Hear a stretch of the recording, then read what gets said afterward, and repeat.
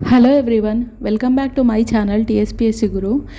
So first విషయం ఏంటంటే, ఒకవేళ ఈ వ్లాగ్ చూస్తున్న వాళ్ళు కన్ఫ్యూజ్ అవుతే, ఇది ఒక 3 to 4 days మిక్సప్ వ్లాగ్ అనమాట. అంటే నేను ఒకరోజు షూట్ చేస్తే ఆ రోజు ఈవినింగ్ షూట్ చేయడం మర్చిపోయాను. నెక్స్ట్ డే ఎడిట్ చేద్దామంటే టైం సరిపోలేదు. సర్లే అని నెక్స్ట్ డే షూట్ చేస్తే సేమ్ మార్నింగ్ రికార్డ్ చేశాను కానీ ఈవినింగ్ రికార్డ్ చేయలేదు. సో అలా 3-4 days జరిగింది. సో ఆ వీడియోస్ అన్నీ కలిపి మిక్సప్ చేసి వ్లాగ్ చేస్తున్నాను. సో కన్ఫ్యూజ్ అవ్వకండి. అండ్ ఈ వీడియోలో మోస్ట్లీ కామెంట్స్కి ఆన్సర్స్ చేస్తాను. లైక్ బుక్ లిస్ట్ కానీ ఇలా చాలా క్వశ్చన్స్ అడిగారు కదా, వాటన్నిటికీ. అండ్ బుక్ లిస్ట్కి వచ్చేసి నేను ప్రీవియస్ వీడియో చేశాను, చాలా 2-3-4 times చేసినట్టున్నాను. సో సేమ్ బుక్ లిస్ట్, అది 1 year బ్యాక్ అయినా 2 year బ్యాక్స్ అయినా అదే బుక్ లిస్ట్ ఫాలో అవుతున్నాను, వేరే ఏం చేంజ్ లేదు. అండ్ రీసెంట్గా అట్లీస్ట్ 1 week బ్యాక్ నేను ఒక బుక్ లిస్ట్ ట్యాబ్ని నా కమ్యూనిటీ ట్యాబ్లో పోస్ట్ చేశాను. సో మళ్ళీ వీడియో చేయడానికైతే మ్యాక్సిమం 99.00% పాసిబుల్ అవ్వదు, టైం లేదు కాబట్టి. So please refer to that. And next question వచ్చేసి, కోచింగ్ జాయిన్ అవ్వాలా వద్దా అని. సో ఇది మీ ఇండివిజువల్ ఒపీనియన్ అయి ఉండాలి. దానికి మాత్రం ఒక టిప్ ఏంటంటే, first last 2 years TSPSC conduct చేసిన పేపర్స్ చూడండి, ఆన్సర్ చేయడానికి ట్రై చేయండి, అనలైజ్ చేయండి.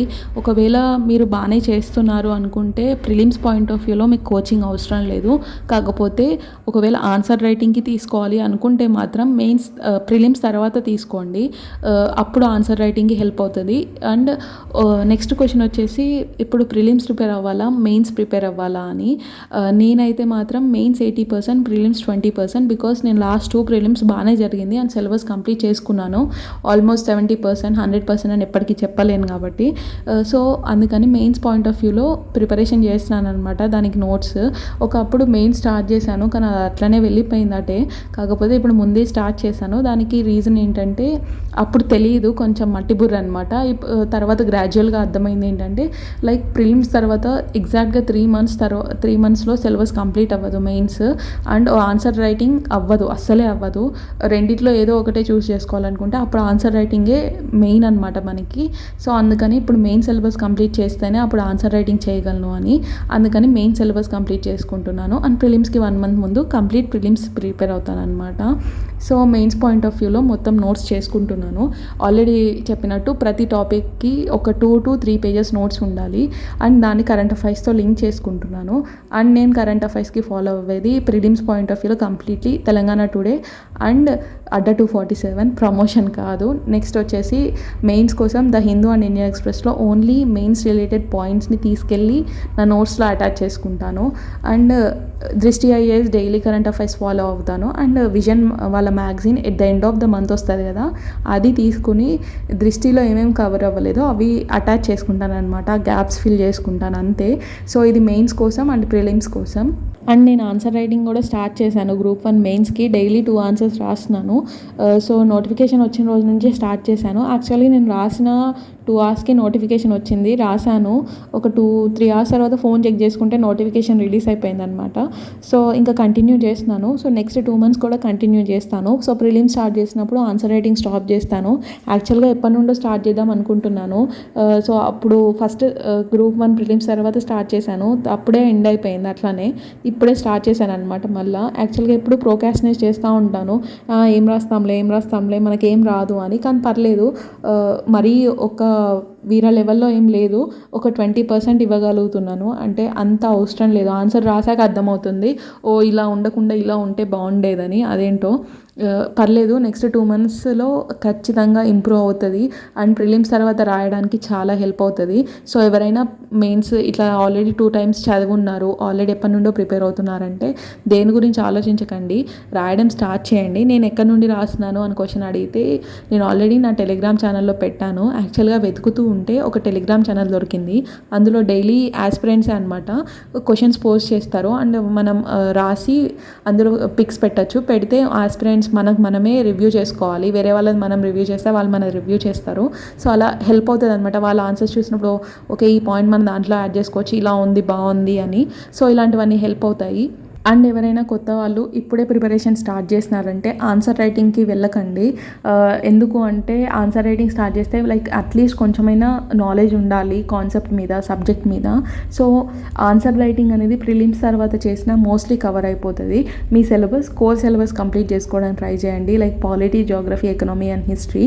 అండ్ ప్రిలిమ్స్ పాయింట్ ఆఫ్ వ్యూలో మంచిగా చదవండి. అండ్ పీవైక్యూస్, ప్రీవియస్ ఇయర్ క్వశ్చన్స్ని చూడండి. చాలామంది ప్రీవియస్ ఇయర్ క్వశ్చన్స్ని తక్కువ అంచనా వేస్తారు. నేను లాస్ట్ టైం చెప్పినప్పుడు కూడా ఎవరో కామెంట్ పెట్టారు, ప్రీవియస్ ఇయర్ క్వశ్చన్స్ నుంచి ఎక్కడి నుండి అన్న వస్తాయా చెప్పడానికి వచ్చారు పెద్ద అని. ఇదే కామెంట్ నాకు బాగా గుర్తుంది.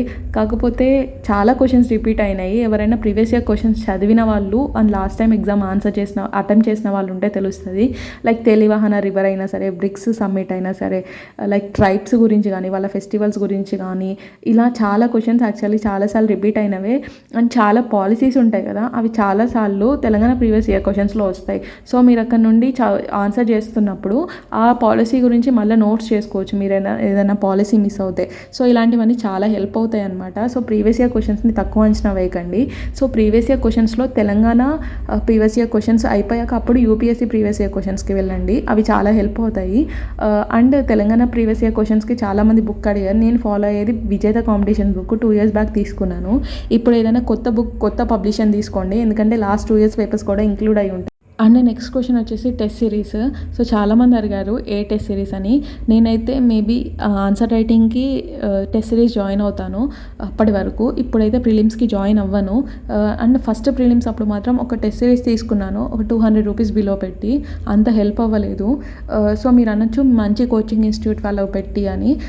సో ఫైనాన్షియల్గా పెట్టడానికి ప్రాబ్లం లేదు, కానీ నాకు అంత హెల్ప్ అవ్వలేదు అనిపించింది. లైక్ వాళ్ళు అట్లీస్ట్ లైక్ టెస్ట్ అయినా ఫ్రీగా ప్రొవైడ్ చేస్తారు కదా, అవి ఆన్సర్ చేసినప్పుడు అంత హెల్ప్ అవ్వలేదు అనిపించింది.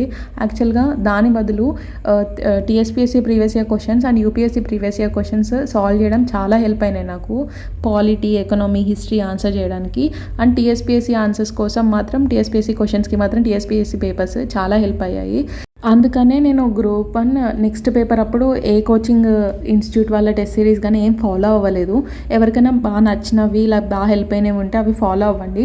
ఎవరి దగ్గరైనా ఫైనాన్షియల్ ప్రాబ్లం ఉండి తీసుకోలేకపోతున్నాము అనుకుని మైండ్లో పెట్టుకుంటారు కదా, అరే టెస్ట్ సిరీస్ అటెండ్ అవుతే బాగుండు అని, వాళ్ళకి మాత్రం సజెషన్ ఏంటంటే మీరు టెస్ట్ సిరీస్ ఏం తీసుకోవాల్సిన అవసరం లేదు. మనీ ఇన్వెస్ట్ చేసి లైక్ ప్రీవియస్ ఇయర్ క్వశ్చన్స్ ఉంటాయి కదా, నార్మల్గా డౌన్లోడ్ చేసి ప్రింట్ కూడా తీసుకోవాల్సిన అవసరం లేదు. డైరెక్ట్ ఆన్సర్ చేయడానికి ట్రై చేయండి. సో చాలా వరకు సాల్వ్ అయిపోతాయి. ఒక కరెంట్ అఫైర్స్ మాత్రం, ఎందుకంటే కరెంట్ అఫైర్స్ అనేది చేంజ్ అవుతున్న టాపిక్ కాబట్టి డైలీ అవి మాత్రం కవర్ అవ్వవు. దానికి మాత్రం డైలీ రివిజన్ చేసుకుంటా ట్రై చేయండి. లైక్ యాక్టివ్ రీకాల్ మెథడ్స్ అలాంటివి ట్రై చేయండి. ఒక కరెంట్ అఫైర్స్ తర్వాత ఆల్మోస్ట్ అన్ని టాపిక్స్ కూడా TSPSC previous papers and UPSC previous పేపర్స్లో కవర్ అయిపోతాయి. సో నేను అందుకని ప్రిలిమ్స్కి ఏ టెస్ట్ సిరీస్ తీసుకోవట్లేదు. సో మోస్ట్లీ ఆన్సర్ చేశాను. అండ్ ఇంకొన్ని క్వశ్చన్స్ ఉన్నాయి, డైలీ టైం ఎలా మేనేజ్ చేస్తారు అండ్ ఎలా కన్సిస్టెంట్గా చదవాలి అండ్ ఆన్సర్ రైటింగ్ ఎలా చేయాలని, అది నెక్స్ట్ వీడియోలో చెప్తాను. Thanks for watching.